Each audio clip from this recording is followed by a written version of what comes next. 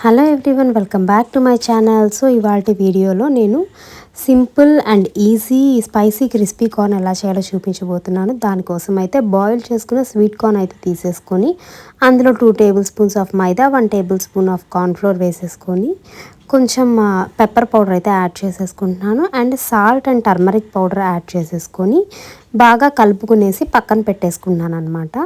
Next వచ్చేసి బాండీ పెట్టేసుకొని అందులో సరిపడా ఆయిల్ వేసేసుకొని ఇది బాగా కలుపుకున్న ఈ స్వీట్ కార్న్ వేసేసుకొని డీప్ ఫ్రై అయితే చేసేసుకుంటున్నానండి. సో చేసేసుకున్నాక అందులో లాస్ట్లో కొంచెం కొత్తిమీర, లైట్గా కారం చల్లేసేసుకొని ఇంకే సర్వ్ చేసేసుకుంటామన్నమాట.